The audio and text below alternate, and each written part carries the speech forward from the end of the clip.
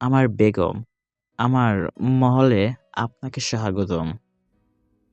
মাইশা লজ্জা পেয়ে চোখ নিচু করে নিল। আয়ান মাইশার হাত টেনে ধরে নিজের কোলে বসিয়ে দিল। মাইশার শরীর জুড়ে শিহরণ বয়ে গেল। আয়ান মাইশার শরীরে মৃদু কম্পন অনুভব করে মুখশ্রীতে গুরু গম্ভীর ভাব এনে বলল, আগে দেখে ভালোবাসার পর যদি বাসর ঘরে কেউ এমন কাঁপাকাঁপি করে। মাইশা লজ্জায় মুখ নতজানুক হয়ে রইল। সত্যি বলতে তাদের আগে থেকে চেনা জানা হলেও এতটা কাছাকাছি কখনো আসা হয়নি। প্রথমবারের মতো কোনো পুরুষের এতটা নিকটে এসে মাইশা লজ্জায় ভয়ে ভালোবাসার মানুষটাকে নিজের করে পেয়ে সব অনুভূতি তালগোল পাকিয়ে যাচ্ছে। আয়ান মাইশার মুখটা উঁচু করে মাইশার ললাটে ওষ্ঠ ছুঁয়ে দিল। মাইশা আবেশে চোখ বন্ধ করে নিল।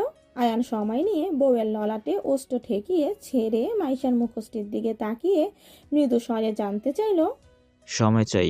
না। কথার মানে বুঝতে পেরে নিজেই লজ্জায় আয়ানের বুকে মুখ লুকালো। আয়ান শব্দ করে হেসে উঠল। পরপরই মাইশাকে পাজা কোলে তুলে বিছানায় নিয়ে যেতে নেশাতুল কণ্ঠে বলল, অনেক অপেক্ষা করিয়েছ, আর না যান। মাইশা আয়ানের গলা জড়িয়ে ধরে বুকে মুখ গুজে রইল। আয়ান বউকে বিছানায় শুইয়ে দিল। সময় গড়ায়, গাঢ় হয়, প্রগাঢ় হয় বেহায়া হাতের স্পর্শ। নারী তার প্রিয় পুরুষের ছোঁয়ায় দিশেহারা হলো, একে অপরের মাঝে লেপ্টে গেল। নতুন অনুভূতির জোয়ারে দুজন ভেসে গেলে ভালোবাসার অনুভূতি আগে হলেও এই অনুভূতি দুজনের নিকটই সম্পূর্ণ নতুন। গভীর হতে গভীরে স্পর্শ কাতর করলো আয়ান নিজের প্রেয়সীকে। মাইশার চোখ গলিয়ে অশ্রু গড়িয়ে পড়ে গাল বেয়ে। আয়ান খুব সাবধানের সহিত বইয়ের চোখের পাতায় চুমু খায়। মাইশা শক্ত হাতে জড়িয়ে ধরে আয়ানকে। সারা আর প্রিয়তা ভার্সিটিতে ভর্তি কনফার্ম করেছে। ভাগ্যক্রমে দুজনে একই ভার্সিটিতে চান্স পেয়েছে। মাইশা কাল মির্জা বাড়ি এসেছে সপ্তাহ পর, যদিও 3 দিনের 3 আসার কথা ছিল, কিন্তু আয়ানের কিছু জরুরি কাজ থাকায় আসতে পারেনি। মাইশাকে অবশ্য আয়ান আসতে বলেছিল মফিজুল মির্জা যখন মাইশাকে দেখতে গিয়েছিল, কিন্তু মাইশা আসেনি। জামাই নিয়ে আসবে সে, তাই কেউ জোর করেনি। ইলেকশনের প্রচারণা চলছে, সেই সাথে চলছে গ্রামে গ্রামে গিয়ে সমাবেশ বৈঠক। সাদনানের একদম সময় নেই হাতে। সকালে বেরিয়ে যায়, রাতে ফিরে 1টা-2টোর দিকে। আজ প্রিয়তা সারা মাইশার সাথে ভার্সিটি যাবে। রাহাত ওদের পৌঁছে দিয়ে অফিস চলে গেল। মাইশা ওদের দুজনকে ক্লাসে দিয়ে নিজের ক্লাসে চলে গেল। প্রথমে ক্লাসে একজন মহিলা লেকচারার করালো। প্রথম দিন, তাই তেমন একটা ক্লাস হলো না। পরিচয় পর্বকে কোথা থেকে এসেছে, ভালো করে পড়তে হবে, এসব হলো। দ্বিতীয় ঘন্টার সময় প্রায় অনেক মেয়ে বেশ উৎসাহ নিয়ে আলোচনা সমালোচনা করছে। ইয়াং লেকচারার বলে কথা, আবার ভার্সিটির সবচেয়ে হ্যান্ডসাম স্যার। সাথে ভার্সিটির অনেক মেয়ের রাতের ঘুম কেড়ে নিয়েছে, এমনটাই শোনা গেল। প্রিয়তার কোনো ভাবান্তর নেই। সারা সামান্য কৌতূহল ছিল, তবে পরক্ষণেই নিজের মনের মধ্যে থাকা পুরুষের কথা মাথায় আসতেই সব কৌতূহল মুহূর্তের মধ্যে উধাও হয়ে গেল। প্রিয়তার হাতটা চেপে ধরে ফিসফিস করে বলল, শোন, স্যার যতই সুদর্শন হোক, তুই কিন্তু তাকাবি না, নয়তো ভাইয়াকে বলে দিব। প্রিয়তা চোখ পিট পিট করে সারার দিকে তাকালো। সারা সামনের দরজার দিকে তাকিয়ে আছে। প্রিয়তা নিজেও সারার দৃষ্টি অনুসরণ করলো। কক্ষে সুদর্শন স্যার কবির খান প্রবেশ করেছে। এতক্ষণ যতটা কোলাহলপূর্ণ ক্লাসটা ছিল, কবির খান ক্লাসে প্রবেশ করার সাথে সাথে ঠিক ততটাই নীরব হয়ে যায়। সারা প্রিয়তা একজন আরেকজনের নিজেদের মুখ চাওয়াচাই করে। সারা প্রিয়তার হাত চেপে ধরে চোখের ইশারায় স্বাভাবিক থাকতে বলে। কবির নিজেও হয়তো ওদের দুজনকে এখানে দেখে থমথমে খেলো, বিশেষ করে প্রিয়তাকে দেখে। বিয়ের পর তার উপর মির্জাবাড়ির বউ এত পথ জার্নি করে গ্রাম থেকে উপজেলায় এসে ভার্সিটিতে পড়ালেখা করতে পারে, কবির ভাবতে পারেনি। তার অবশ্য কারণ রয়েছে। আম্বিয়া মির্জা সম্পর্কে কবির অবগত, তাই এমনটা ভাবা স্বাভাবিক। তবে পরক্ষণেই ভাবে, একজন এমপির বউ নিশ্চয়ই পড়ালেখা নিয়ে হেলাফেরা করবে না, উচ্চশিক্ষিত করবে। কবির শত শত ভাবনা চিন্তা বাদ দিয়ে প্রথমে সবার সাথে পরিচিত হলো, অতঃপর ক্লাস কন্টিনিউ করে। প্রিয়তা সারা মাইশা ক্লাস শেষে এসে গেটে দাঁড়িয়ে রইল, রাহাত নিতে আসবে। 7-8 মিনিট অপেক্ষা করার পর সত্যি রাহাত এলো। মাইশা রাহাতের পাশে বসে, সারা প্রিয়তা পেছনে। সবাই টুকটাক কথা বলতে বলতে গাড়ি মির্জাবাড়ির সামনে এসে দাঁড়ালো। সবাইকে নামিয়ে দিয়ে রাহাত আবার অফিসের উদ্দেশ্যে চলে গেল। বাড়ির ভেতরে এসে প্রিয়তা সোজা নিজের রুমে চলে এলো। গোসল করে বিছানায় শোয়া মাত্র রাজ্যের ঘুম এসে চোখে হানা দিল। শরীর ক্লান্ত থাকায় দ্রুত ঘুমিয়ে গেল। সারা খাবার খাওয়ার জন্য ডাকতে এসেও ডাকে না, ঘুমিয়েছে থাক। ভার্সিটিতে ওরা সবাই আবার হালকা নাস্তা পানি করেছিল, তাই আর আগ্রহ নিয়ে ডাকে না। প্রিয়তার ঘুম ভাঙে ফোনের রিংটনের শব্দে। ভ্রু কুচকে কিঞ্চিত সময় ভাবে, কার ফোন এভাবে কাকের মতো কাকা করছে। ওর তো ফোন নেই, তবে পরক্ষণেই মস্তিষ্ক সচল হয়। ফোনের রিংটন খুব চেনা পরিচিত মনে হয়। হ্যাঁ, এটা সাদনান ভাইয়ের ফোনের রিংটন। প্রিয়তা ঝটফট চোখ মেলে সোজা হয়ে উঠে বসে। বিছানা নিজের পাশে সাদনান ভাইয়ের ফোন রাখা। ফোন তখন আর কল আসে না। প্রিয়তা ভুরু কুচকে ফোন হাতে নেয়।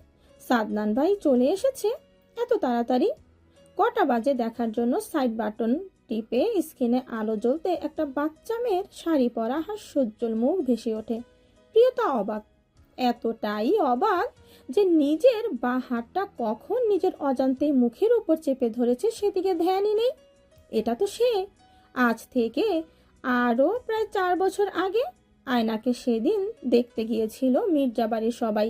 সেদিন প্রিয়তা নিজেও বোনের মতো সেজেছিল শাড়ি পরে। সে তো কোনো ছবি তুলেনি, তবে ছবিটায় প্রিয়তা শাড়ির কুচি ধরে সিঁড়ি বেয়ে নামছে। হঠাৎ ওয়াশরুমের দরজা খোলা শব্দ পেয়ে তড়িঘড়ি করে ফোন আবার আগের স্থানে রেখে দিল। ছাই রঙের ট্রাউজার পরনে, গলায় একটা তাওয়াল যার এক প্রান্তে দিয়ে মাথার চুলগুলো পানি ছাড়া করছে। বলিষ্ঠ পেটানো শরীর, পেশিবহুলগুলো দেখতে দারুণ আকর্ষণীয় লাগছে। প্রিয়তা আস্তে করে একবার ঢোক গিলে মাথা নুয়ে নিল। সাদনান ততক্ষণে বউয়ের সামনে এসে দাঁড়িয়ে। ফোনটার দিকে এক পলক তাকিয়ে উল্টো ঘুরে বউয়ের কোলে মাথা রেখে আলগোছে শুয়ে পড়ল। প্রিয়তা চমকে ওঠে, শরীরে শীতল স্রোত বয়ে যায়। সাদনান বউয়ের হাত জোড়া নিজের চুলে রেখে চোখ বন্ধ করে নিল। সময় গড়ালো কতক্ষণ প্রিয়তা জানে না। সাদনান প্রিয়তার কুর্তিটা পেট থেকে সরিয়ে উন্মুক্ত পেটে অধরে স্পর্শ করল। প্রিয়তা কেঁপে উঠল, শক্ত হাতে খামচে ধরে সাদনানের চুল। সাদনান সরে এলো, বউয়ের গালে হাত রেখে নিজের অধর জোড়া এগিয়ে দিয়ে প্রিয়তার কপালে ঠেকালো। প্রিয়তা চোখ বন্ধ করে নিল।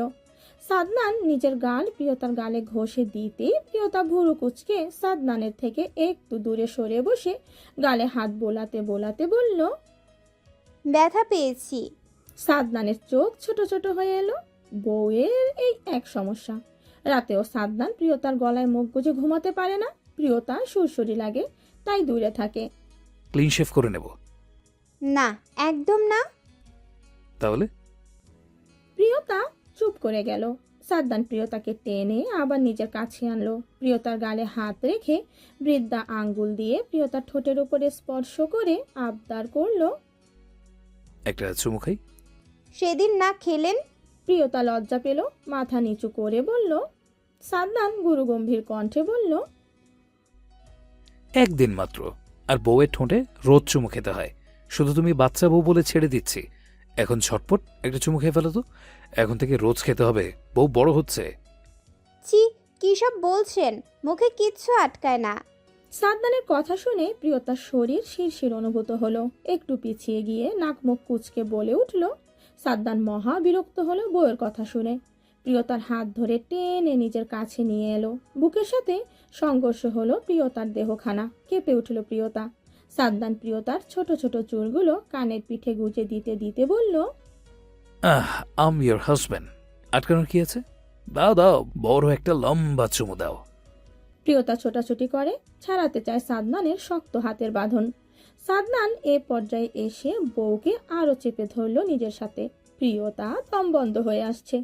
জোরে বার কয়েক শ্বাস টানে, ভ্রু কুচকে বলে, এমপি সাহেব, আপনি দিন দিন বেশি বেহায়া হচ্ছেন। বেহায়া আমি আগে থেকেই, সেটা শুধু তোমার জন্য আমার জান। সাদনান বিড়বিড় করে বলল। প্রিয়তা নিজেকে ছাড়িয়ে ওর নাগায়ে জড়াতে জড়াতে ভ্রু কুচকে জানতে চাইল, কিছু বলছেন? সাদনান জবাব দেয় না। বউকে ফের টেনে নিজের কাছে নিল। নিজের বেহায়া হাতের স্পর্শ কাবু করে মেয়েটাকে। প্রিয়তা সাদনানের কাছে হার মানল। ছোটাছুটি থামিয়ে শক্ত করে সাদনানের চুল খামচে ধরে সাদনান সময় নিল। গাঢ় হতে প্রগাঢ় একটা চুম্বন করলো বউয়ের অধরে। ছাড়া পেয়ে প্রিয়তা জোরে জোরে শ্বাস টানে। সাদনান ডান হাতে নিজের অধর মুছে বাঁ হাত এগিয়ে প্রিয়তার অধরে স্পর্শ করে মৃদু কণ্ঠে জানালো, এখন এটুকুই সীমাবদ্ধ থাক, খুব শীঘ্রই সীমা লঙ্ঘন করবো আমার জান। বেশ কিছুদিন নাগাদ সাদনানের দেখা খুবই কম পাওয়া যাচ্ছে।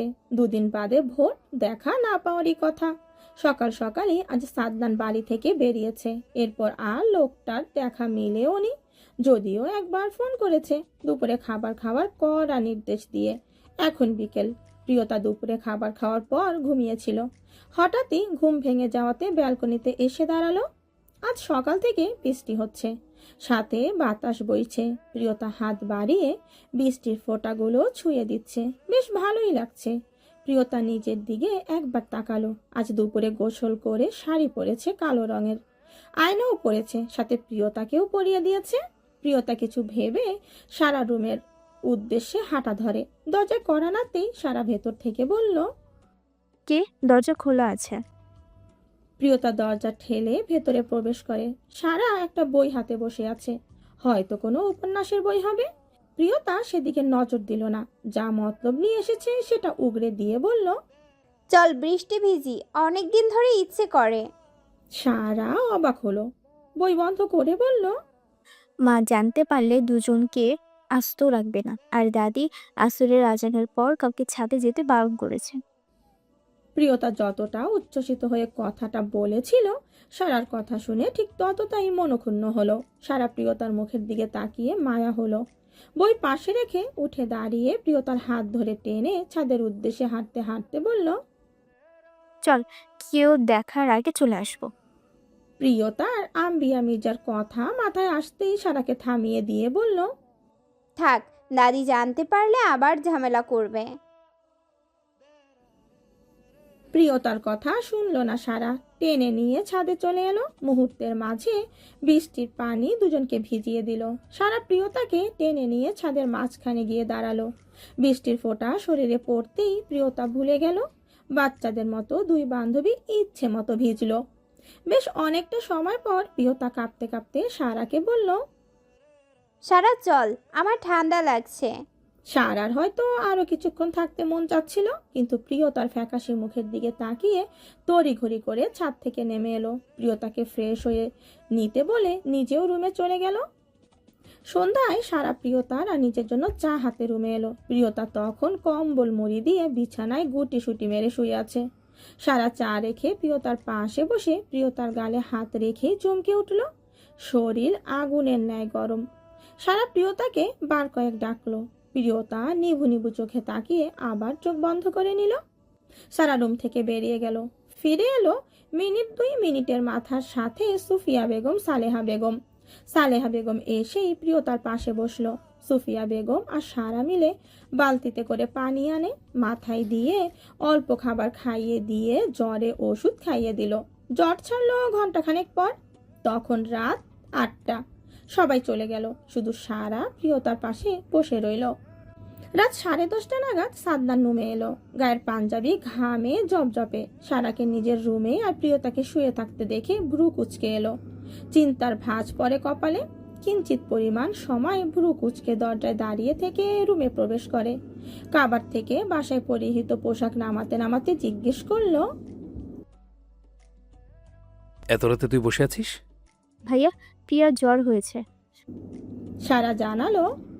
সাদনান তড়িৎ গতিতে কাপড় হাতে সারার দিকে এক পলক তাকিয়ে আবার বিছানায় বউয়ের দিকে তাকিয়ে বলে উঠল, কি বলছিস?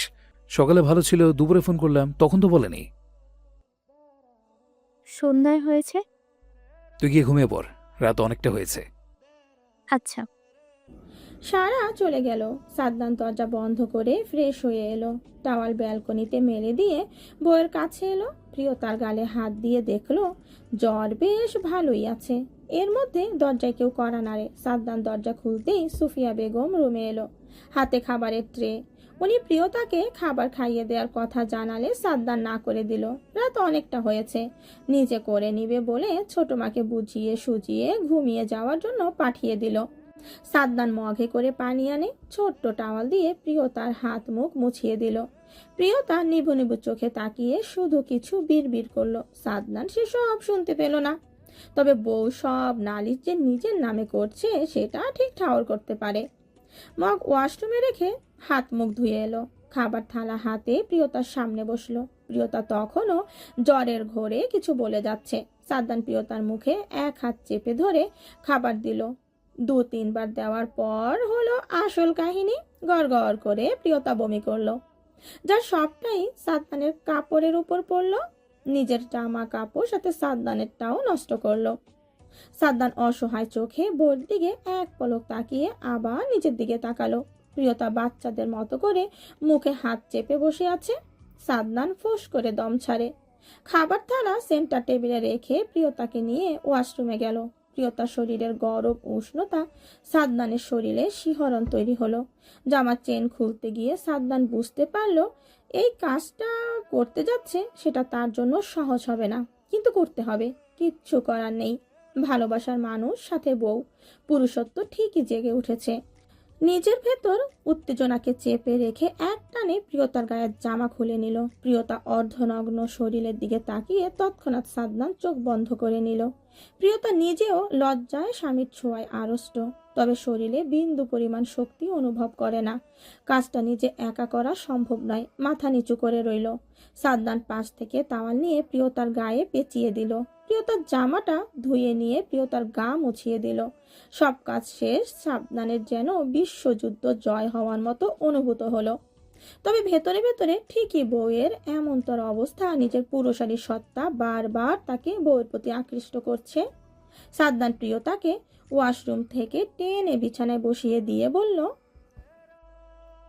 তুমি বসো, আমি চেঞ্জ করে আসছি। সাদনান চলে গেল। প্রিয়তার শরীর এতক্ষণে একটু বল আসছে। একটু আগের কথা ভেবে নিজে নিজে লজ্জায় রংধনু হতে লাগলো। তবে চোখে গুলো জ্বলছে। জ্বরটা আবার আসছে। প্রিয়তা বিছানায় পা তুলে গায়ে কম্বল টেনে চোখ বন্ধ করে নিল। সাদনান শরীর উত্তেজনায় এবং বুকের ভেতর হওয়া তোলপাড় কমাতে সময় নিয়ে শাওয়ার নিল। বেশ অনেকটা সময় পর বেরিয়ে এলো, দেখলো প্রিয়তা শুয়ে পড়েছে। সাদনান কাছে গিয়ে ডাকতেই প্রিয়তা উঠে বসলো। সাদনান প্রিয়তার হাতে একটা গেঞ্জি এগিয়ে দিয়ে বলল, এটা পড়ে নাও। সাদনান উল্টো দিকে ফিরে রইল। প্রিয়তা গেঞ্জিটা পরে টাওয়াল নিয়ে বিড়বিড় করে বলল, অদ্ভুত লোক, একটু ভালোবাসে না। সাদনান প্রিয়তার কথা শুনলো, তবে না শোনার মতো করে আবার একটা প্লেটে খাবার নিল। প্রিয়তাকে খাইয়ে দিয়ে ওষুধ খাইয়ে দিয়ে নিজেও অল্প খেয়ে নিল। বড় লাইট অফ করে ছোট লাইট লাগিয়ে দিয়ে বিছানায় এলো। সাদনান শোয়া মাত্রই প্রিয়টা একটু গুটিয়ে গেল। সাদনান সেটা লক্ষ্য করলো। প্রিয়টাকে টেনে নিজের সাথে মিশিয়ে নিয়ে ফিস ফিস করে বলল, তুমি বললে ভালোবাসি না, অথচ কাছে এলে তোমার কাঁপাকাঁপি শুরু হয়ে যায়। না জানি গভীরভাবে ছুঁয়ে। চুপ, আগে ছুঁয়ে তো দেখুন। ইস, কি লজ্জাজনক কথা। সাদনান শব্দ করে হেসে উঠল। প্রিয়তা এতক্ষণে বুঝতে পারে মুখ ফসকে বেফাস কথা বলে ফেলেছে। এখন এই বেহায়া সাদনান ভাই কি করবে? প্রশ্নটা মাথায় আসতেই প্রিয়তা চট করে সরে যেতে চাইল সাদনানের শক্ত হাতের বাঁধন থেকে, কিন্তু সাদনান সেটা হতে দিল না। এক ঝটকায় প্রিয়তাকে নিচে ফেলে নিজে প্রিয়তার উপর বসে আবছা আলোর মাঝে প্রিয়তার চোখের দিকে তাকিয়ে বলে উঠল, আমাকে উস্কে দিয়ে এখন পালানো হচ্ছে, কিন্তু সেইটা তো হচ্ছে না। সো সরি আমার জান, এতদিন সময় দিচ্ছিলাম, নিজেকে সামলে রেখেছিলাম, এখন তুমি সামলে নাও। সাদনান নিজের কথা শেষ প্রিয়তার গলায় মুখ গুজে দিল। আস্তে আস্তে ঘাড়ে গলায় অধরে অজস্র চুম্বন করতে লাগলো। প্রিয়তা নিজেও সাদনানের প্রতিটা স্পর্শে সঙ্গ দিল, সাথে পাল্লা দিয়ে নিঃশ্বাসের শব্দ দ্বিগুণ হলো, যা রাতের আধারে বড্ড ভারী শোনালো। সারা পরপর কয়েকবার হাসি দিতেই রাহান ফুঁসে ওঠে। চায়ের কাপ ঠাস করে টেবিলের উপর রেখে ধমকের স্বরে বলে উঠল, কে বলেছে বৃষ্টিতে ভেজবার? সারা চুপ করে শুনলো, কিচ্ছু বলল না। রয়ে শোয়ে চায়ের কাপে চুমুক বসায়। রাত 11:30। রাহান সাদনানের সাথে বাড়ি ফিরেছে। খাবার খেয়ে রুমে আসার পরপরই সারার আগমন হয়েছিল। রাহান অবাক হয়েছে। সাথে এত রাতে একটা ছেলের রুমে আসার জন্য কিছু করা কথা শোনাবে চিন্তা করে। বড্ড ছেলে মানুষই করে সারা, বড় হয়েছে বুঝতে হবে। কিন্তু রাহান কিছু বলার আগেই সারা মিনমিন করে আবদার স্বরে বলছিল, আমার চা খেতে ইচ্ছে করছে, চলো না দুজন মিলে চা খেয়ে আসি। রাহান কিছু বলতে গিয়েও পারেনি, হয়তো ভালোবাসার মানুষটার একটু সঙ্গ পাবে সেই লোভে। তৎক্ষণাৎ বেরিয়ে আসে বাড়ি থেকে, গেট দিয়ে নয় দেয়াল টপকে। ইস, সারাকে দেয়ালের ওপারে আনতে কতটা না কষ্ট হয়েছে। রাস্তার পাশে ঘাসের ওপর পড়েছিল বিধায় রাহান ব্যথা পায়নি, নয়তো কি অবস্থাটাই না হতো ভাবতে গায়ে কাটা দেয়। সারাকে দুই হাতে আগলে নিতেই সারা লাফ দেওয়ার পর রায়হানকে নিয়ে ধপাস করে পড়েছিল। রাহান ভাই। হঠাৎ সারাটাকে রাহানের ভাবনা ছুতো ছিঁড়ে আকস্মিক এইভাবে ডাকায় নিজেও তড়িঘড়ি করে জবাব দিল, হ্যাঁ বল। বাড়ি যাব না? সারা জিজ্ঞেস করলো। রাহান হাতের চায়ের কাপে শেষবার চুমুক দিয়ে সেটা পাশে ফেলে দিয়ে বলল, হ্যাঁ চল। দুজনে পাশাপাশি হাঁটতে লাগলো। জায়গাটা গ্রাম হলেও সবকিছু কেমন আধুনিকতার ছোঁয়া। রাস্তা পিচ ঢালা, আবার মাঝে মধ্যে একটু পথ হাঁটার পর আবার লাইট দেওয়া। পাশের জমিগুলো বেশ কিছু ভরে নিয়েছে, হয়তো খুব দ্রুত এগুলোতে বড় বড় দালান হবে। গ্রামের 11:30 মানে অনেক রাত। তবে চায়ের দোকানগুলোতে মাঝবয়সী কয়েকজন মিলে মিলে চায়ের সাথে টিভি দেখতে দেখতে আড্ডা জমিয়েছে। এমনি একটা দোকানের পাশ দিয়ে যাওয়ার সময় কয়েকজন ফিস করে বলা বলি করতে লাগলো, কয়েকজনের আবার তাল মেলালো। সারা শরীর ঘিন ঘিন করতে লাগলো। রাহান রাগে চোয়াল শক্ত করে সারার হাত ধরে সেখান থেকে দ্রুত চলে এলো। সারার চোখে পানি টলমল করছে, হয়তো আঁখি পল্লব ঝাপটাতে সেগুলো গাল বেয়ে জমিনে লুটিয়ে পড়বে। রাহান প্রেয়সীর মুখের দিকে তাকিয়ে বুকের ভেতর ভয়ঙ্কর যন্ত্রণা অনুভব করে। এক হাতে আগলে নিল এক বাহুতে। সারা কান্না ভুলে শিউরে ওঠে, শক্ত হাতে নিজের পরিহিত জামা খামচে ধরে বলল, সরি রাহান ভাই, আমার জন্য আপনাকে এতগুলো কথা শুনতে হলো। আমি বায়না না ধরলে এমনটা হতো না। চাপকে সব দাঁত ফেলে দিব। এদের কথা কানে তুলতে নেই। আমি এদের কথার জবাব নীরবে দিয়ে দিব। শেষের কথাটা বিড়বিড় করে বলল। সারা শুনতে পেল না, তাই ভ্রু কুচকে জিজ্ঞেস করলো, কিছু বলবেন? না, বাড়ি চলে এসেছি। চল আগে তুই যা, আমি পরে উঠছি। আচ্ছা। সারাকে রাহাত উপরে উঠতে সাহায্য করে। সারা প্রাচীর টপকে ওপারে চলে গেল, সাথে সাথে রাহান নামলো। মই বেয়ে আগে সারা নিজের রুমে গেল। ব্যালকনিতে দাঁড়িয়ে থাকে সারা। রাহান মই একটা গাছের সাথে রেখে নিজে পাইপ দিয়ে ওয়াশরুমে নিয়ে নিজের রুমে গেল। সারা স্বস্তির নিঃশ্বাস ফেলে নিজেও রুমে চলে গেল। আর সবটা বিষয় কেউ অন্ধকারের আবছা আলোর মাঝে তীক্ষ্ণ দৃষ্টিতে পর্যবেক্ষণ করলো। কবির ব্যালকনি থেকে রুমে এলো। আজ অনেক দিন নিজের মন আর মস্তিষ্কের সাথে যুদ্ধ করে মনের কথা শুনে মেসেজ দিয়েই ফেললো। মেয়েটা বড্ড জ্বালাচ্ছে, বেশ কিছুদিন হলো। একটা বিহিত করা প্রয়োজন। নিজের মনের সাথে রোজ যুদ্ধ করা তো সম্ভব নয়, যেখানে এই রমণী মনের মধ্যে খাপটি মেরে বসে রয়েছে। এখন দেখা যাক কাল কি হয়। তিনি ফেসবুকে স্ক্রল করছিল। খুব বেশি একটা সে ফেসবুকে আসে না, শুধু নামেই একটা অ্যাকাউন্ট রয়েছে। ব্যস্ততার মধ্যে সেটাই খুব বেশি আসার সময় হয় না। মাঝে মধ্যে রাতে ঘুমোতে যাওয়ার আগে একটু আসে। হঠাৎ মেসেঞ্জারে টুং করে শব্দ করে একটা মেসেজ এলো। তিনি চমকালো। অনাকাঙ্ক্ষিত আইডি থেকে মেসেজ দেখে হাত কাঁপলো, তবে মেসেজটা ওপেন করলো। আর সাথে সাথে তিনি আরো কয়েক দফা অবাক হলো। কবির খান মেসেজ করেছে, কাল বিকেলে বাসের পাশের রেস্টুরেন্টে আসবা। তিনি তপ্তা খেয়ে বসে রইল। বিশ্বাস করতে কষ্ট হলো এটা কবির স্যার। তাই তো বার কয়েক আইডি চক্কর কাটলো। সত্যি এটা কবির স্যারের আইডি নাকি ফেক? না, এটাই কবির খানের আইডি। তিনি মেসেজ সিন করে নেট বন্ধ করে শুয়ে পড়ল। আর সারা রাত ভাবতে লাগলো, কাল যাবে না যাবে না। ওয়াশরুমে এসেই সাদনান আগে বউকে ফ্রেশ হতে সাহায্য করলো। প্রিয়তা একদম নেতিয়ে গিয়েছে। মেয়েটা প্রথমবারের বলিষ্ঠ সুপুরুষ সাদনানের গভীর থেকে গভীর স্পর্শে মুড সাজাচ্ছে। বউয়ের এমন অবস্থায় সাদনানের মায়া হলো। কতবার না করলো সাদনান, কিন্তু বউ তার বেহায়া হয়ে সাদনানের কথা পাত্তাই দিল না। উন্মাদ সাদনান বউয়ের ডাকে সাড়া না দিয়ে থাকতে পারলো না। এখন মনে হচ্ছে একদম ঠিক হয়নি, সময় দেওয়ার প্রয়োজন ছিল। কিন্তু আর কতদিন একই ঘরে একই বিছানায় পাশাপাশি শুয়ে ভালোবাসার মানুষটার কাছ থেকে কত দূরে থাকা যে সম্ভব হচ্ছে না। আর সেটা অসম্ভব করে দিয়েছে বউ নিজে। সাদনান প্রিয়তার গায়ে টাওয়াল পেঁচিয়ে দিয়ে ওয়াশরুম থেকে এনে বিছানায় বসিয়ে দিয়ে নিজে ফ্রেশ হতে গেল।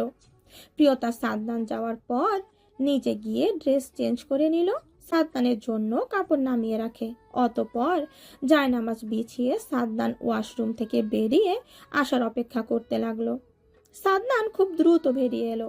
প্রিয়তার দিকে তাকিয়ে বিছানায় প্রিয়তার পাশ থেকে নিজের ড্রেস হাতে নিল। প্রিয়তা লজ্জায় মাথা নিচু করে উঠে ওয়াশরুম যাওয়ার জন্য উদ্যত হতেই সাদনান এগিয়ে এসেছে ধরল। প্রিয়তা মিহি কণ্ঠে বলল, আমি পারবো, আপনিও আসুন, অজু করে নেবেন। সাদনান মাথা দুলালো। প্রিয়তা অজু শেষ, সাদনান অজু করে এলো। সাদনান আগে দাঁড়ালো। প্রিয়তা সাদনানের থেকে সামান্য পেছনে দাঁড়িয়ে নামাজ আদায় করলো। প্রিয়তা বারবার লজ্জায় মাথা নুয়ে রাখছে। সাদনান বিষয়টা বুঝতে পারে, প্রিয়তাকে টেনে নিজের বুকে শক্ত করে জড়িয়ে ধরে বলল, লজ্জা নারীর ভূষণ। আমার ব্যক্তিগত নারী আমার সামনে লজ্জা পাবে স্বাভাবিক, কিন্তু স্বামী স্ত্রীর মাঝে এসব হবেই। ভালোবাসা না থাকলেও এইসব হয়? প্রশ্নটা খুব সহজ, কিন্তু সাদনানের নিকট ছোট্ট বউয়ের এই ছোট্ট একটা প্রশ্ন বড্ড ভারী আর জবাবটা খুব কঠিন মনে হলো। সাদনান সময় নিয়ে বউয়ের মাথার তালুতে চুলের ভাঁজে নিজের অধরে স্পর্শ করে জবাব দিল। অবশ্যই হয়। আপনি আমায় ভালোবাসেন? কৌতুক মনে হলো সাদনানের কাছে প্রিয়তার এই প্রশ্নটা। হাসলো বোধহয় সাদনান। প্রিয়তা সাদনানের হাতের বাঁধন হতে মুক্তি পেটে ছোটাছুটি করলো। সাদনান সেটা সম্ভব হতে দিল না। আবার টেনে জড়িয়ে ধরে বিছানার দিকে এগিয়ে যেতে যেতে নিজেও প্রশ্ন করলো, আমার স্পর্শে বুঝি ভালোবাসা ছিল না? প্রিয়তা কেঁপে উঠল। প্রিয়তার জবাব দিতে ইচ্ছে করলো, স্বর্গসুখ পেয়েছি, ভালোবাসা না থাকলে বুঝি এটা সম্ভব হতো। কিন্তু কোনো জবাব প্রিয়তা দিল না। সাদনান নিজেও আর কথা বাড়ালো না, বউকে আরো সময় দিল। সময় তো আর চলে যাচ্ছে না। আজ সকাল থেকে তিন্নি ভাবছে, ভার্সিটি অফ, ভোটকাল, আজ টিউশন করে হোস্টেলে ফিরে আসবে এমনটাই চিন্তা ভাবনা ছিল। কিন্তু কাল রাতে কবির খানের মেসেজের পর থেকে ভেবে যাচ্ছে শুধু যাওয়া উচিত নাকি না। আবার ভাবছে কোনো প্রয়োজন হয়তো। পরক্ষণেই ভাবছে কবির খান বুঝতে পেরে যায়নি তো যে স্যারকে ভালোবাসে। আবার ভাবে যাওয়া উচিত, স্যার মানুষ ডেকেছে, না গেলে বেয়াদবি হবে। তিন্নি দোটানায় ভুগছে। তিন্নির এখন খুব করে নিজের পরিবার না থাকার অভাবটা উপলব্ধি করতে পারছে। পরিবার, মা বাবা ভাই কেউ যদি এখন পাশে থাকতো নিশ্চয়ই এ ব্যাপারে কথা বললে একটা সলিউশন দিত। কিন্তু তিন্নির তো তেমন কেউ নেই। তিনি বিছানা থেকে ফোন হাতে নিল। যদি এই ব্যাপারে কারোর সাথে শেয়ার করা যায় সেটা এই মুহূর্তে মাইশা। তিন্নির স্কুল কলেজ লাইফে তেমন কোনো ফ্রেন্ড নেই। মূলত সময় হয়নি এসবে ধ্যান দেওয়ার। ভার্সিটিতে গিয়ে মাইশার সাথে কেমন অদ্ভুতভাবে এই সম্পর্কটা তৈরি হলো তিন্নি এখন বুঝতে পারে না। মাইশাকে ফোন দেওয়ার সাথে সাথে কল রিসিভ হলো। শোন, দেখা করতে পারবি? তিনি জিজ্ঞেস করলো। মাইশা কিঞ্চিত সময় নিয়ে বলল, এখন তো বাড়ি থেকে বেরোতে দিবে না, কাল ভোট, বুঝতে পারছি। তুই একটা কাজ কর না, আমাদের বাড়ি চলে আয়। তিন্নি কিছু ভেবে বলল, ঠিক আছে। তিনি কল কেটে রেডি হয়ে মির্জা বাড়ির উদ্দেশ্যে বেরিয়ে পড়ল। দুপুরে সাদনান বাড়ি ফিরল আজ। প্রিয়তা অবাক, শোয়া থেকে উঠে বসে বিস্ময় নিয়ে বলে উঠল, আপনি? সাদনান জবাব দিল না। এগিয়ে এসে প্রিয়তার কপালে হাত রাখে। মেয়েটার সকালে জ্বর এসেছিল। এক রাতেই বউয়ের অবশ্য করুণ ভবিষ্যৎ কি হবে। ভবিষ্যতে কি হবে, বউর দিকে এখন থেকে নজর দিতে হবে। এখন জ্বর নেই। সাদনান গায়ের পাঞ্জাবির বোতাম খুলতে খুলতে বলল, আবার যেতে হবে, শাওয়া নিবে? আপনি আগে যান, আমি পরে যাচ্ছি। প্রিয়তা বিছানা থেকে উঠে গিয়ে কাবার থেকে কাপড় নিতে নিতে বলল। সাদনান গায়ের পাঞ্জাবি খুলে সোফায় রেখে তাওয়াল হাতে প্রিয়তাকে টেনে নিয়ে ওয়াশরুমে যেতে যেতে বলল, একসাথে নিয়ে নেব, আমাকে আবার যেতে হবে। প্রিয়তা কিচ্ছু বলল না। আগে প্রিয়তা শাওয়ার নিল, ড্রেস চেঞ্জ করে সাদনান বউকে রুমে পাঠিয়ে দিল। অতঃপর নিজে বউয়ের কাপড় ধুয়ে একেবারে শাওয়ার নিয়ে বেরিয়ে এলো। সাদনান কাপড় ব্যালকনিতে মেলে দিয়ে এসে দেখলো প্রিয়তা বিছানায় বসে আছে। সাদনান এক পলক সেদিকে তাকিয়ে নিজের চুল মুছতে মুছতে বউয়ের পাশে গিয়ে বসলো। প্রিয়তা তাওয়াল নিজ হাতে নিয়ে সাদ্দানের চুল মুছে দিল। সাদ্দান হাসলো। দারুণ লাগে যখন এই ছোট্ট ছোট্ট হাত দুটির মালিক তার জন্য কিছু করে। কালাম খান ভোট প্রচারণা গিয়েছিল আজ। মফিজুল মির্জা একজন বিজনেসম্যান, রাজনীতি সম্পর্কে খুব কমই ধারণা। মূলত এসবে আজম মির্জা বা মফিজুল মির্জা দুই ভাইয়ের ততটা আগ্রহ নেই।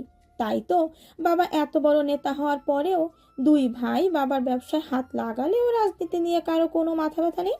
তবে এবার সাদ্দানের জন্য সবাই খাচ্ছে, এ তো সবাই কম বেশি আশ্চর্য। আজ সকালে তারা বেশ কিছু এলাকায় বাড়ি বাড়ি গিয়ে ভোট চেয়েছে। দুপুর হতেই আবার ফিরে আসছে। তিন্নি মাইশার সাথে কথা বলে চলে যেতে যাচ্ছিল, কিন্তু সুফিয়া বেগম সালেহা বেগম যেতে দেয়নি। দুপুরে খাবার না খাইয়ে কিছুতেই যেতে দেবে না। তিনি বাধ্য হয়ে থেকে গেল। দুপুরে সবাই একসাথে খাবার খেলো। কালাম খান অদ্ভুতভাবে মেয়েটাকে কয়েকবার নজরে পড়ে, মনে হচ্ছিল কোথাও দেখেছে। পরক্ষণেই মনে পড়ে মাইশার বিয়েতে দেখা হয়েছে, কিন্তু না, আরো কোথাও দেখেছে। তিন্নি কালাম খানের সাথে একবার কথা বলেছে, স্যারের বাবা বলে কথা। খাবার শেষ, কালাম খান সবার সাথে আড্ডা দিয়ে বাড়ির উদ্দেশ্যে রওনা দিলেন। তিনি অনেক আগেই বাড়ি থেকে বেরিয়েছে, কিন্তু গাড়ি একটাও নেই। 3:30টায় বেরিয়েছিল, 4টার দিকেও তিন্নি কোনো গাড়ি পেল না। মূলত সব গাড়ি ভর্তি মানুষ, কোনো ফাঁকা গাড়ি নেই। কালাম খান নিজের গাড়ি নিয়ে গেট ওভারটেক করার সময় তিন্নিকে এখনো দাঁড়িয়ে থাকতে দেখে অবাক হলো। মেয়েটা বাড়ি থেকে অনেকটা সময় বেরিয়ে আসছে, গাড়ি পাচ্ছে না তা তিনি বুঝতে পারে। গাড়ি সাইড করে ঘাড় করিয়ে তিন্নিকে ডাকলো। তিন্নি কাছে এগিয়ে গেল, মুচকি হেসে বলল, জি আঙ্কেল। তুমি কোথায় যাচ্ছ? গাড়ি নেই? হ্যাঁ আঙ্কেল, একটা গাড়ি ফাঁকা নেই। আমি সামনে একটা টিউশন আছে, ওখানে যাব। তুমি আমার সাথে এসো, আমি এই দিক দিয়ে বাড়ি ফিরছি। তিন্নি না করতে ইচ্ছে করলো, কিন্তু কোনো গাড়ি নেই, তার উপর ভদ্রলোক নিজে থেকে বলেছে। তিনি বেশি কিছু না ভেবে উঠে গেল। কালাম খান গাড়িতে তিন্নির সাথে অনেক কথা বলল। তিনির বাবা মা নেই জানতে পেরে উনি ভীষণ আফসোস করলেন। সাথে এখন থেকে কোনো প্রয়োজন হলে ওনাকে জানাতে বলল। তিন্নি শুধু মুচকি হাসলো। কালাম খান যে ভীষণ ভালো লোক সেটাও তিন্নি বুঝতে পারে। আধ ঘন্টা পর তিন্নি বড় একটা বিল্ডিং এর সামনে গাড়ি থামাতে বলল। এটা ছাদে একটা রেস্টুরেন্ট রয়েছে। কালাম খান তিন্নিকে গাড়ি থেকে নামিয়ে দিয়ে গাড়ি স্টার্ট করতেই আরেকটা গাড়ি গেট দিয়ে প্রবেশ করলো। পার্কিং লটে গাড়িটা পার্ক করে গাড়ির মালিক গাড়ি থেকে বেরোতেই কালাম খান ভ্রু কুঁচকে নিল। এটা কবির গাড়ি নিয়ে বেরিয়েছে আজ। কালাম খান গাড়ি স্টার্ট করলো, হয়তো ছেলের কোনো জরুরি কাজ রয়েছে। তবে মনে মনে কিছু একটা খটকা রাখলো। হঠাৎ করেই মনে পড়লো তিন্নির ছবি তিনি তার ছেলের ফোনে লক স্ক্রিনে দেখেছে। ছবিটা স্পষ্ট ছিল না বিধায় এতক্ষণ বিষয়টা মনে করতে পারছিল না। তবে বিষয়টা তেমন পাত্তা দিল না। অফিস থেকে জরুরি ফোন কল আসায় বিষয়টা আরো ভুলে গেল। কবির গাড়ি পার্কিং করে গেটের দিকে তাকাতেই কালাম খানের গাড়ি নজরে এলো। একটু বিড়বিড় করে বলে উঠল, বাবা এখানে আমাকে দেখেছে। কবিরের ভাবনার মাঝেই তিন্নি এগিয়ে এসে কবির খানকে বিনয়ের সাথে সালাম দিল। কবির থমথমে কণ্ঠে সালামের উত্তর করলো। চোখের সানগ্লাসটা ঠিক করতে করতে জানতে চাইলো, টিউশন শেষ? না, 5টায় যাব। তিন্নি জানালো। লিফটে করে ওরা ছাদে এলো। একদম কর্নারে একটা টেবিলে গিয়ে বসলো। একদম নামি দামি একটা রেস্টুরেন্ট, একটা টেবিলের মধ্যে অনেক দূরত্ব, তার উপর ডেকোরেশন চমৎকার। ওরা বসার পর একজন ওয়েটার এলো। কবির তিন্নিকে কিছু জিজ্ঞেস না করেই কয়েক পদ খাবার অর্ডার দিল। ওয়েটার জানালো একটু সময় লাগবে। কবির শুধু মাথা দুলিয়ে ওয়েটারকে যেতে বলল। ওয়েটার যাওয়ার পর কবির মুখ থেকে মাস্কটা খুলে নিল। তিন্নির চোখ কবির খানের মুখে আটকে গেল। চোখে সানগ্লাস, আকাশি রঙের শার্ট, গায়ে কালো প্যান্ট। চমৎকার দেখতে এই পুরুষটাকে যে কোনো মেয়ে এক দেখায় প্রেমে পড়বে। আমাকে পর্যবেক্ষণ করা শেষ? তিন্নি আকস্মিক কবিরের এরূপ প্রশ্নে হক চাকালো। লজ্জায় চোখ নামিয়ে নিল। কবির তিন্নির দিকে তাকিয়ে হাসলো, যেটা তিন্নির নজরে এড়ালো না। কবির মুগ্ধতা নিয়ে তিন্নির দিকে তাকালো। গায়ে খয়েরি রঙের একটা কুর্তি, মাথায় ওড়না পেঁচিয়ে গলায় ঝুলানো। গায়ের রংটা চাপা, হয়তো নিজের যত্ন খুব একটা করে না, অবশ্য করার কথাও নয়। বাবা মা ছাড়া নিষ্ঠুর এই পৃথিবীতে একা একা নিজের জীবন পরিচালনা করা বড্ড কঠিন। যেই যুদ্ধ প্রতিনিয়ত তিন্নি করে আসছে, নিতান্তই বাচ্চা মেয়ে। স্যার, কোনো দরকার না মানে এভাবে। হ্যাঁ, তোমাকে। দেখো, আমার ভূমিকা নিয়ে কথা বলা একদম পছন্দ নয়। সোজা উপসংহারে পছন্দ।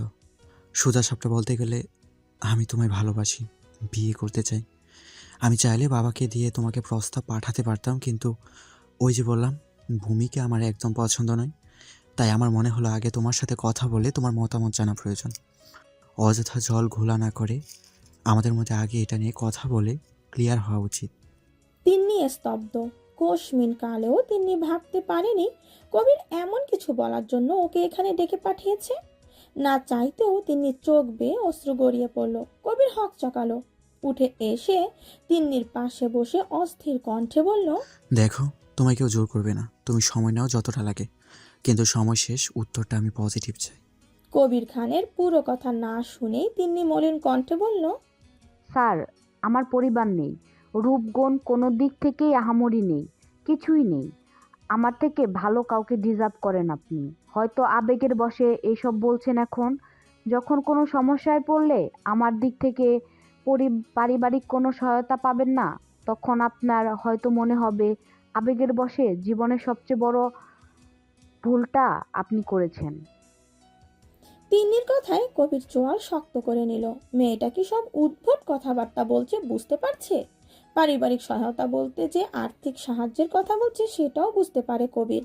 কবির গুরুগম্ভীর কণ্ঠে বলে উঠল, তোমার আমার বয়সটাকে আবেগের মনে হচ্ছে? আর তোমার পরিবার নেই, এতে তোমার কোনো হাত নেই, সব আল্লাহরই ইচ্ছে। আর আমার বাবার আল্লাহর কোনো দিক দিয়ে কম দেয়নি যে অর্থ সম্পত্তির জন্য তোমার পরিবারের প্রয়োজন হবে। আমি তোমার কি আছে না আছে এসব জানতে চাই না। আমি তোমার ভবিষ্যতে হতে চাই, যা সবটা জুড়ে আমি থাকবো।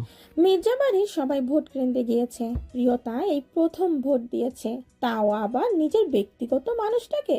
আল্লাহর দরবারে রাজনীতি নিয়ে এই প্রথম প্রিয়তা আল্লাহর কাছে দোয়া চেয়েছে নিজের ভালোবাসার মানুষটার জয় নিয়ে। হ্যাঁ, প্রিয়তাও ভালোবেসে ফেলেছে। এই নেতা সাদনান ভাইকে প্রিয়তা ভালোবাসে। হয়তো পবিত্র বন্ধনের শক্তি এটা। একে অপরের প্রতি শ্রদ্ধা, সম্মান, যত্ন, ভালোবাসা সবকিছু প্রিয়তা সাদনান ভাইয়ের কাছ থেকে পেয়েছে। ভোট কেন্দ্র থেকে মির্জা বাড়ির সবাইকে মফিজুল মির্জা আর রাহান তাদের দায়িত্ব নিয়ে ঠিকঠাক বাড়ি পৌঁছে দিয়েছে। আর সেটার সম্পূর্ণটা সাদনান কড়া নির্দেশ দিয়েছে যাতে একটা ফুলের টোকাও কারো গায়ে না লাগে। যদিও খারাপ কিছু বা বিরোধী দলের লোকেরা কিছু করবে না সাদনানের ধারণা, তারপরও সে কোনো রকম রিস্ক নিতে চায় না। বাড়ি ফিরে সব মহিলা সদস্যের অস্থিরতা চিন্তা সব শুরু হয়ে গেল। একটা পুরুষ মানুষ বাড়িতে নেই। দুপুর খাবার সবাই খেলো না। প্রিয়তা রুম থেকে বের হচ্ছে না, শুধু ব্যালকনিতে দাঁড়িয়ে থাকে। আম্বিয়া মির্জাকে অনেক কষ্টে খাবার খাইয়ে ঘুমের ওষুধ দিয়ে রুমে পাঠালো। সালেহা বেগম শাশুড়ি সেবা শেষ প্রিয়তার জন্য খাবার হাতে রুমে এলো। প্রিয়তাকে ফ্রেশ করিয়ে নিজে হাতে খাইয়ে দিল।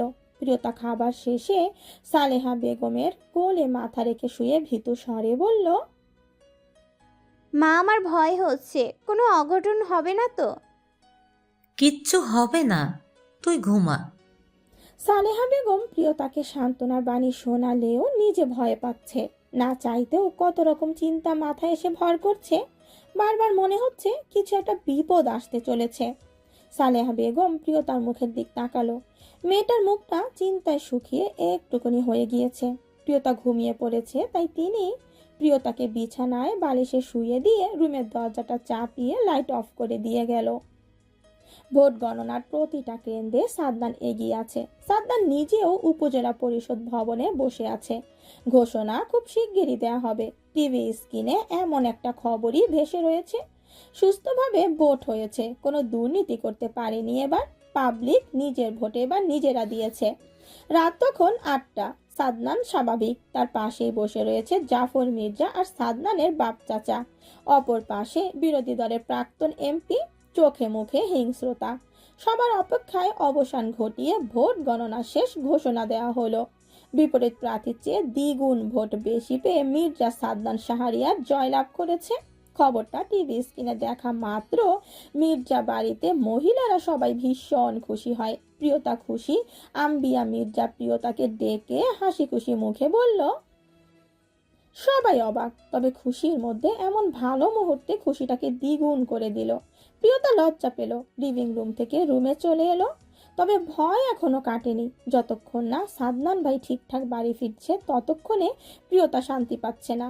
তবুও প্রিয়তা কিছু ভেবে সাদনানের ব্যালকনির সব গাঁদা ফুল, গোলাপ ফুল, কাঠগোলাপ, বেলি ফুল সব ফুল ছিঁড়ে নিল। নিজে কাজের লোকের সাহায্যে বাগান থেকে ফুল আনালো। আর রুমে আগে থেকে কিছু সুগন্ধিযুক্ত ক্যান্ডেল ছিল, সেগুলো দিয়ে রুমটা সাজিয়ে নিল। বিয়ের পর সাদনান প্রিয়তাকে 3টা শাড়ি দিয়েছে। সেখান থেকে একটা শাড়ি পরে সেজেগুজে তৈরি হবে এমনটাই মন স্থির করলো। রাত 9:30টার দিকে সারার ফোনে কল এলো রাহানের নম্বর থেকে। সারা অবাক হলো। এমন সময় রাহানের ফোন অপ্রত্যাশিত, তাই ভাবুক হলো। ফোন রিসিভ করে কানে দিয়ে চিন্তিত কণ্ঠে বলে উঠল, হ্যাঁ রাহান ভাই। শোন, সাদনানের গুলি লেগেছে, হসপিটালে নিয়ে এসেছি। সারার পাশেই রাহানের মা বসেছিল। তিনি তৎক্ষণাৎ এক চিৎকার দিলেন। সারার হাত থেকে ফোনটা ঠাস করে সোফায় পড়ে গেল। রান্নাঘর থেকে সুফিয়া বেগম, সালেহা বেগম, কাজের লোক সবাই লিভিং রুমে এসে জড়ো হলো। রাহান ততক্ষণে হ্যালো হ্যালো বলে। পুরো কথা তো সে বলেনি।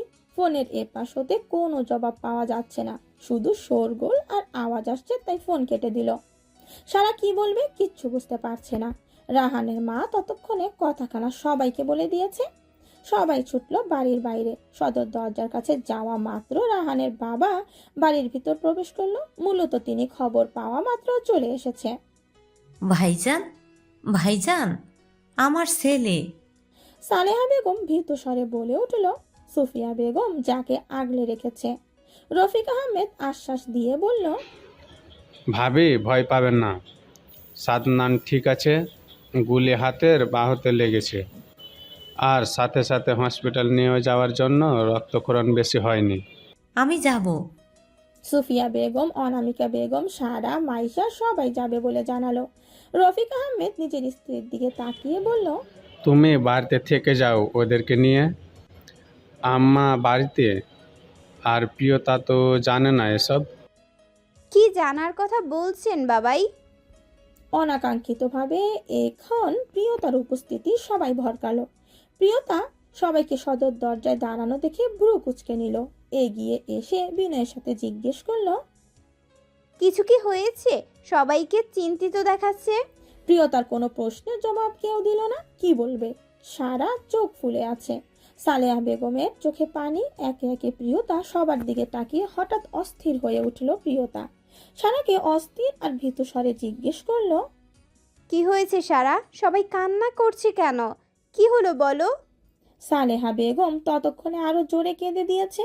রফিক আহমেদ বিরক্ত হলো সব মহিলাদের ওপর। আবার পরক্ষণেই ভাবে, মায়ের মন, সন্তানের কিছু হলে মায়েদের মন অস্থির হয়ে যায়। প্রিয়তা একে একে সবাইকে জিজ্ঞেস করতে লাগলো, কিন্তু কেউ কিছু বলছে না। প্রিয়তার কোনো এক অজানা কারণেই বুকের ভেতর যন্ত্রণা হচ্ছে। চোখ দিয়ে সমান তালে অশ্রু গড়িয়ে পড়ছে। প্রিয়তা শেষে রফিক আহমেদকে জিজ্ঞেস করার জন্য উদ্যত হতেই সারা বলে উঠল, প্রিয়, ভাইয়ার গুলি লেগেছে। প্রিয়তা হঠাৎ শান্ত হয়ে গেল। ফ্যাল ফ্যাল করে সারার দিকে তাকিয়ে পাগলের ন্যায় বাড়ি থেকে এক দৌড়ে বেরিয়ে এলো। পেছনে পেছনে সবাই এলো। সারা গিয়ে প্রিয়তাকে আগলে নিল। প্রিয়তা তখনও পাগলের মতো কিছু বলছে আর কান্না করছে। সালেহা বেগম গিয়ে প্রিয়তাকে জড়িয়ে ধরে নিজেও কাঁদতে লাগলো। সারা রফিক আহমেদকে বলল, বাবাইয়ের গাড়ি। রফিক আহমেদ সম্মতি দিয়ে দৌড়ে চলে গেল। ফিরে এলো গাড়ি নিয়ে। প্রিয়তা পেছনের সিটে বসে গেল। সাথে সালেহা বেগম, সুফিয়া বেগম বসলো। রফিক আহমেদ গাড়ি স্টার্ট করলেন। প্রিয়তারা যখন হসপিটাল পৌঁছালো তখন রাত 10টার বেশি সময় বাজে। প্রিয়তা গাড়ি পার্কিং করার পরপরই গাড়ি থেকে নেমে দৌড়ে হাসপাতালের ভেতর চলে এলো। Lift on. সিঁড়ি দিয়ে উপরে যাওয়ার জন্য উদ্যত হতেই সালেহা বেগম এসে হাত টেনে ধরে বলল, পাগলামি করিস না প্রিয়, তুই 5 তলায় সিঁড়ি বেয়ে আর দাঁড়াতে পারবি? প্রিয়তা কিছু বলার আগে লিফট ওপেন হলো। সবাই লিফটে করে 5 তলায় যাওয়া মাত্র সেখানে পুলিশ আর অনেক মানুষ, সাথে সাংবাদিক তো আছেই। কিছু কিছু মানুষ গুঞ্জন শোনা যাচ্ছে এমপিকে এখানে হসপিটালাইজড করা হয়েছে, সেজন্যই এত আইন শৃঙ্খলা বাহিনী। একটু এগিয়ে যেতেই মানুষের ভিড় কমে এলো। মফিজুল মির্জা, আজম মির্জা, জাফর মির্জা একে একে সবার দেখা মিলে। আয়ান বোনকে এভাবে দেখে বুকের ভেতর ধক করে উঠল। দুই বোন তার ভীষণ আদুরে। এর মধ্যে ছোট বোনকে আয়ান সবসময় একটু বেশি ভালোবাসে, তাই বোনের এমন অবস্থা দেখে বুকের ভেতর মুচড়ে দিল। এগিয়ে এসে বোনকে আগলে নিল। সাদনানকে কেবিনে দেয়া হয়নি, এখন বিপদ মুক্ত হয়েছে, অপারেশন সাকসেসফুল হয়েছে আয়ান জানালো। তবে দ্রুত দেখা করা যাবে ডক্টর জানিয়েছে। প্রিয়তা ভাইয়ের মুখ থেকে এসব কথায় একটু শান্ত হলো, কান্নার বেগ কমে এলো। তবে সাদনানকে দেখা না পাওয়া পর্যন্ত সে কিছুতেই শান্তি পাবে না। সাদনানের জ্ঞান ফিরল 11:30 নাগাদ। এক এক করে সবাই দেখা করলো। প্রিয়তা এক কোনায় চুপ করে দাঁড়িয়ে থাকে। সবাই যাওয়ার পর সাদনান প্রিয়তার দিকে তাকিয়ে বলল, দরজা বন্ধ করে এসো। প্রিয়তা তাই করলো। দরজা বন্ধ করে এগিয়ে গেল। সাদনানের ডান হাতে গুলি লেগেছে। সাদনান বাঁ হাত বাড়িয়ে প্রিয়তাকে টেনে নিজের বুকের ওপর ফেলে দিল, যার ফলে নিজের ক্ষতস্থানে ব্যথা লাগে। নাক মুখ কুঁচকে নিল। প্রিয়তা অস্থির হয়ে ওঠার চেষ্টা করতে করতে বলল, পোষাবে না, এভাবে থাকো। সাদনান ঘোর লাগা কণ্ঠে জানালো। বউয়ের মুখ পানে তাকিয়ে সে বুঝতে পেরেছে এই মেয়ে যে এতক্ষণে কেঁদে কুটে অস্থির ছিল। সাদনান প্রিয়তাকে নিয়ে শুয়ে থাকা অবস্থায় দরজায় কেউ নক করলো। প্রিয়তা সাদনানের বুকের ওপর থেকে উঠে নিজেকে ঠিকঠাক করে এগিয়ে গিয়ে দরজা খুলতেই রাহান এলো।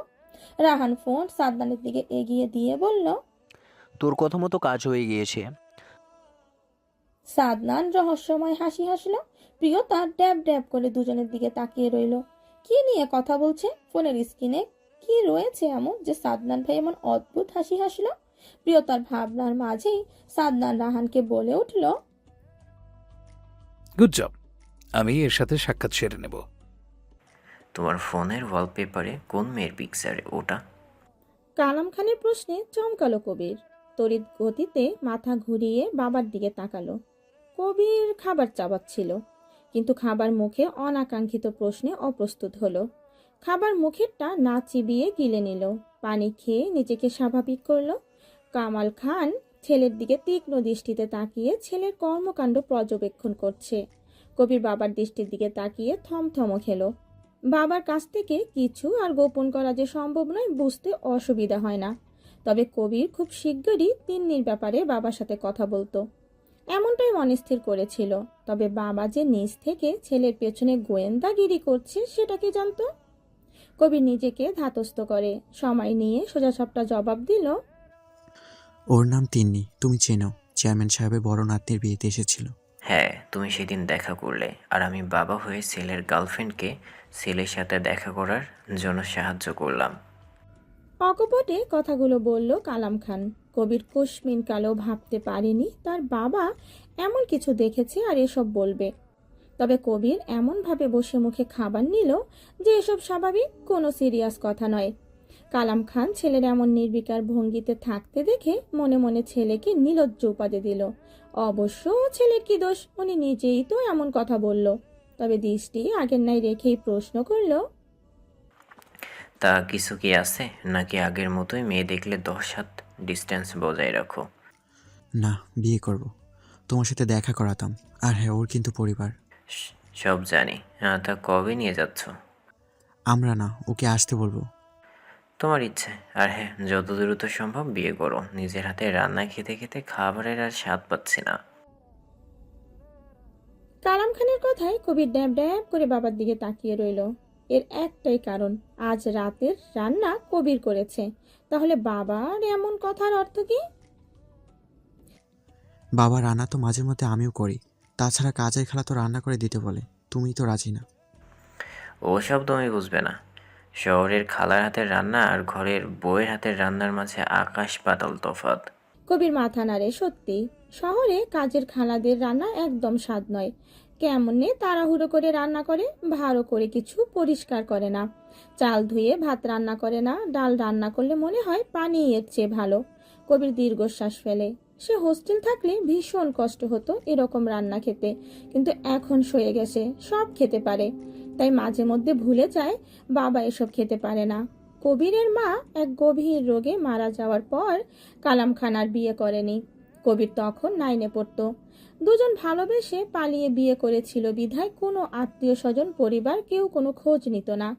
সেই থেকে ছেলেকে নিয়ে একা হাতে সব সামলেছে। সাদনান হসপিটাল থাকবে না, সে বাড়ি চলে যাবে। ডক্টর দুদিন থেকে যাওয়ার কথা বললে সাদনান সোজা সাপটা জবাব জানিয়ে দিয়েছে সে আজ রাতেই বাড়ি ফিরতে চায়। প্রিয়তা একবার বলেছে, কিন্তু সাদনান তার কথায় অনড়। প্রিয়তার বুঝে আসে না, সরকার থেকে এত সেবা যত্ন, নিজের জন্য পার্সোনাল সিকিউরিটি, ভিআইপি কেবিন, তারপরেও কেন সাদনান ভাই এখানে থাকতে চাচ্ছে না? সবকিছু গুছিয়ে নিয়ে সাদনানকে আয়ান আর রায়হান ধরতে এলেই সে গম্ভীর কণ্ঠে জানায়, সামান্য একটা গুলি লেগেছে। একটা গুলি মির্জা সাদনান শাহরিয়ারকে কাবু করতে যথেষ্ট নয়। সাদনানের ডান হাত গলায় ঝুলানো। সাদনান বাঁ হাতে প্রিয়তার হাতটা মুঠো পুরো নিয়ে আগে আগে হাঁটতে লাগলো, আর ওদের পেছনে বাকিরা সব শেষে আইন শৃঙ্খলা বাহিনী রয়েছে। বাহ, দারুণ হয়েছে। আজ বাড়ি না এলে সব মিস করে যেতাম। প্রিয়তা নির্বিকার, সে পানি এনে সাদনানের গায়ের পাঞ্জাবি খুলে বড় টাওয়াল ভিজিয়ে গা মুছতে লাগলো। সাদনান বউকে এটা সেটা জিজ্ঞেস করছে, এটা কেন করেছো, এভাবে কেন রুম সাজিয়েছো, শাড়ি কেন বের করেছো, আর কত কি। সাদনানের কথায় প্রিয়তা মুখ ভোতা করে নিল। কি বলবে? লোকটা এমন একটা ভাব করছে, মনে হচ্ছে সে সদ্য জন্ম নেওয়া কোনো বাচ্চা, কিচ্ছু বোঝে না। প্রিয়তা কোনো জবাব দিল না, বালতি নিয়ে ওয়াশরুমে চলে গেল। নিজেও হালকা ফ্রেশ হয়ে বেরিয়ে এসে ভেজা তাওয়াল ব্যালকনিতে দিয়ে আসে। প্রিয়তা মুখ ভার করে রেখেছে সেই থেকে। সাদনান বউকে পর্যবেক্ষণ করছে। প্রিয়তা ওড়না মাথায় দিয়ে রুম হতে বেরিয়ে যাওয়ার জন্য উদ্ধত হতেই সালেহা বেগম সহ আয়শা বেগম খাবার নিয়ে রূপে প্রবেশ করলো। প্রিয়তা নিজেও সাদনানের খাবারের জন্য নিচে যাচ্ছিল। সালেহা বেগমের কাছ থেকে খাবার প্লেট হাতে নিতে নিতে বলল, আমি যাচ্ছিলাম মা, আপনারা আবার এত রাতে? শোন, খাবার তোরটা দিয়ে এলাম, খেয়ে নিবি কিন্তু। প্রিয়তার সম্পূর্ণ কথা না শুনেই সালেহা বেগম বলল। প্রিয়তা মাথা নাড়ে। সালেহা বেগম আর আয়েশা বেগম সাদনানের হালচাল জিজ্ঞেস করে খাবার খেয়ে ওষুধ খেয়ে নিতে বলে চলে গেল। প্রিয়তা হাত মুখ ধুয়ে এসে খাবারের প্লেট নিয়ে সাদনানের পাশে বসলো। সাদনান চুপচাপ খাবার খেলো, প্রিয়তা নিজেও খেলো। সাদনান বউয়ের মুখ থেকে ঠিক কি বুঝতে পারছে বউ রেগে আছে, কিন্তু কি ব্যাপারে? প্রিয়তা খাওয়া শেষ করে গুছিয়ে রেখে সাদনানকে ওষুধ খাইয়ে দিয়ে বড় লাইট অফ করে ছোট লাইট অন করে বিছানার এক পাশে এসে গুটি গুটি মেরে শুয়ে পড়ল। আর এদিকে সাদনান ড্যাব ড্যাব করে বউয়ের কার্যক্রম পর্যবেক্ষণ করে। অনেক কষ্টে এগিয়ে সে বাঁ হাতে প্রিয়তাকে টেনে বুকের বাঁ পাশে নিল। প্রিয়তা জোর খাটালো সরে যেতে চাইল, কিন্তু সাদনানের শক্তির কাছে এসে সে পরাজিত। সাদনান শব্দ করে হেসে উঠল। প্রিয়তার যেন সাদনানের হাসিটা কাটা গায়ে নুনের ছিটা মনে হলো। ফুঁসে ওঠে, রাগে গজগজ করতে করতে বলল, একদম ছুতে আসবেন না আমায়। সেদিন কি বলেছিলেন? আপনি আপনার কিচ্ছু হতে দিবেন না, আমার জন্য হলেও নিজেকে ভালো রাখবেন। তাহলে আজ এসব কি? এইটা তো আমি ইচ্ছা করে করিনি, তবে আমি আমায় ভালো রেখেছি, নয়তো এতক্ষণে উপরে চলে। প্লিজ এসব বলবেন না, ছেড়ে দিন না এসব, অফিস যান। আমরা আর 10টা সংসারের মতো স্বাভাবিকভাবে সংসার করব। প্রিয়তার কথা না শুনেই সাদনান বলে উঠল, ভয় পেলে মানুষ ভয় দেখাবে, নিজেকে শক্ত করে গড়তে হবে। তোমার সংসার হবে, আমার রাজনীতি নিয়ে তোমার সংসারে ভবিষ্যতে আর কোনো প্রভাব পড়বে না। আমার স্থানটা আমি যথাশীঘ্রই তেমনভাবে তৈরি করে নেব। সাদনান বউকে এক হাতে জড়িয়ে ধরে কথাগুলো বলল। প্রিয়তা এ নিয়ে আর কোনো কথা বাড়ালো না। কি দরকার অযথা এসব নিয়ে মাতামাতি করে? লাভ হবে না। রাজনীতি করলে এসব হবেই, তবে প্রিয়তার ভরসা আছে ভালোবাসার মানুষটার ওপর। এভাবে কোনো সম্পর্ক হতে পারে না রাহান ভাই। আপনি না এই দিকে যাচ্ছেন না ওই দিকে যাচ্ছেন। সারার কথায় রাহান হাসলো, যা অন্ধকারে সারার নজরে এলো না। রাহান থমথমে কণ্ঠে জিজ্ঞেস করলো, তুই বল, কোন দিকে যাবো? আমার তো মনে হচ্ছে আমি ঠিক রাস্তায় হাঁটছি। হাঁটতেই থাকুন আপনি, আর কোনো দিক তাকাতে হবে না। সারা ফুসফুস করে বলল। রাহানের পাশ থেকে উঠে চলে যাওয়ার জন্য উদ্ধত হতেই রাহান সারার হাত টেনে ধরল। হ্যাচকা টানে সারাকে নিজের উরুর ওপর বসিয়ে দিল। সারা চমকে উঠল, ভয় পেয়ে রাহানের হাত শক্ত করে খামচে ধরল, যার ফলে রাহানের হাতের উল্টো পিঠে সারা নখের আঁচড় লাগলো। রাহান ভ্রু কুঁচকে নিল, দাঁতে দাঁত চেপে ব্যথা হজম করলো। এখন এইসব নিয়ে কিচ্ছু বলা যাবে না, বললেই এই পাগল ফুঁসে উঠলে কাজের কথা কিচ্ছু বলা হবে না। যা নয় এখন তা বলেই নয়। রাহান সারার কাঁধে নিজের থুতনি ঠেকালো। সারার শরীর কাঁপছে। রাহানের মনে হচ্ছে কোনো নেশা জাতীয় দ্রব্য নিয়ে বসে আছে সে, যা তাকে খুব বাজেভাবে ওটার প্রতি টানছে। রাহান অবস্থা বেগতিক বুঝতে পেরে সারাকে পাশে বসালো। সারার একটা হাত নিজের হাতের মুঠোয় পুড়ে নিয়ে বলল, যথেষ্ট ম্যাচিওর তুই। আমি এখন যা বলবো মন দিয়ে শুনবি, ঠিক আছে? সারা মাথা নাড়ে। রাহান মুচকি হেসে বলল, গুড। জন্ম হয়েছে আমার এই বাড়িতে। প্রতিটা মানুষ আমাকে অনেক ভালোবাসে, বিশ্বাস করে। আমার দাদা দাদি নেই, অথচ নানাজান আর নানিজান সেটা কখনো আমাকে উপলব্ধি করতে দেয়নি। আমার বাবা মার কোনো ভাই বোন নেই, সেই সুবাদে আমার কোনো ফুপি বা চাচা নেই। আর এটা আমি কখনো বুঝতেই পারিনি। আমার দুই মামা আমাকে সেটা বুঝতে দেয়নি।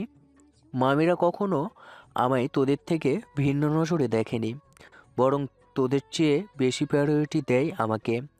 আর আপুকে বাবার জবটা তেমন আহামরি নয়, তবে মধ্যবিত্ত পরিবারের জন্য যথেষ্ট। কিন্তু ছেলে মেয়ে বিদেশ পাঠিয়ে লেখাপড়া করানো বিলাসিতা, আর যেটা আমার আপু খুব সহজেই করেছে। আর এটা সম্পূর্ণ সম্ভব হয়েছে মামাদের জন্য। আমাদের সব কিছুতে মামাদের অবদান বেশি। সেখানে তোদের খেয়ে তাদের পড়ে তাদের বিশ্বাস কি করে ভেঙে দেয়? তবে কি আমার আপনাকে পাওয়া হবে না? সারা ছলো ছলো চোখে তাকিয়ে বলে উঠল। রাহান সারাকে এক বাহুতে আগলে নিল। রাহার হাতের উল্টো পিঠে অধরে স্পর্শ করে বলল, ভাগ্যে থাকলে অবশ্যই আমি আবার সর্বস্বটা দিয়ে চেষ্টা করব আমাদের ভালোবাসা পূর্ণত দেওয়ার। হঠাৎ সিঁড়ির কাছে শব্দ এলো। রাহান সারা দুজনে চমকে ওঠে। রাহান তড়িৎ গতিতে সারাকে নিজের কাছ থেকে সরিয়ে দ্রুত পা ফেলে এগিয়ে এলো। সারাও পেছন পেছন এলো, কিন্তু না, ওখানে কেউ নেই। সারা রাহানের বাহু খামচে ধরে ভয়ে। রাহান সারাকে আগলে নিল, তবে মনের মধ্যে একটা প্রশ্ন ঘুরতে লাগলো, কে ছিল এখানে? বুঝলেন চেয়ারম্যান সাহেব, ছেলেটা দেশে ফিরেছে, ভাবছি বিয়ের ব্যাপারে কথা বলবো। ওয়াসিফ দেওয়ান জানালো। জাফর মির্জা হেসে বলে উঠল, সে তো ভালো কথা, তবে মেয়ে পছন্দ আছে কি? না ইয়ে। ওয়াসিফ দেওয়ান আমতা আমতা করে কিছু বলতে যাচ্ছিল, কিন্তু সাদনান মাঝে ফোরন কেটে বলল, আঙ্কেল, আমার মনে হচ্ছে আপনার একবার আপনার ছেলের সাথে কথা বলা উচিত। কথাখানি মন্দ বলনি, আজই জিজ্ঞেস করব। ওয়াসিফ দেওয়ান সাদনানের কথাটা বেশ মনে ধরল। ছেলেটা যথেষ্ট বুদ্ধিমান, কোথায় কি ধরনের কথা বলা উচিত বা কোন কথাটা বললে ঠিক হবে খুব ভালো করে সেটা বোঝে, যাকে বলে যথেষ্ট বিচক্ষণ পুরুষ। এমন পুরুষ খুব কমই দেখেছেন তিনি তার রাজনীতির জীবনে। তিনি এবার ভিন্ন কিছু ভেবেছেন। সাদনান সেটারই যোগ্য। এখন শুধু সময় করে কাজটা ভালোই করতে পারলে হয়। সাদনানের দিকে তাকিয়ে আসিফ দেওয়ান লম্বা চওড়া হাসে। অতঃপর আরো বেশ কিছুক্ষণ কথা বলে খাবার খেয়ে ওয়াসিফ দেওয়ান মির্জা বাড়ি হতে বেরিয়ে গেল। সাদনানের হাতের ব্যান্ডেজ খোলা হয়েছে, ক্ষত শুকিয়ে যাওয়ার প্রস্তুতি নিচ্ছে।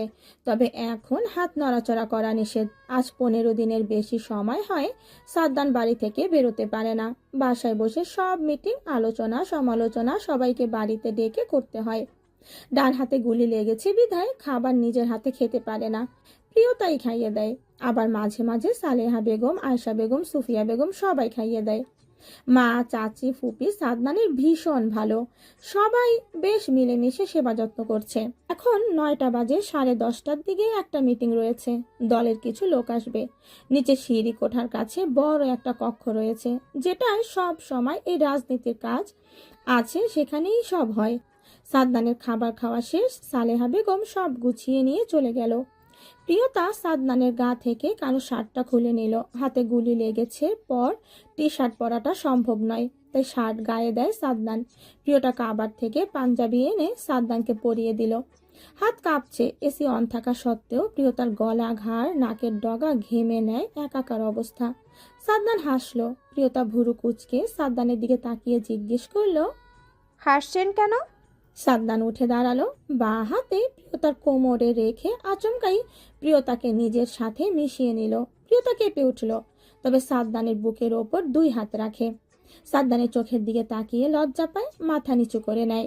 সাদনান প্রিয়তার মুখের দিকে এগিয়ে নিয়ে প্রিয়তার ললাটে নিজের অধরে স্পর্শ দিল। সেখান থেকে সরে এসে থমথমে কণ্ঠে আদেশ করল, মাথা উঁচু করো।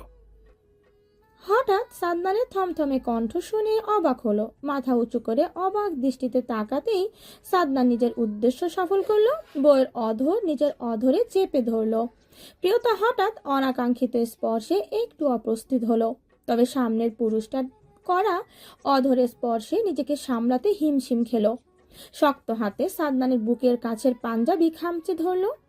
নিজের মনে ভালো লাগার অনুভূতি হলো। আজ অনেক দিন পর সাদনান বউকে এতটা গভীর স্পর্শ দিল। প্রথম সেদিন রাতের পর, আবার আজ। যদিও মাঝে মাঝে ছোট ছোট চুমু খায়, কিন্তু আজ সময় নিয়ে নিজের তৃষ্ণা মেটালো।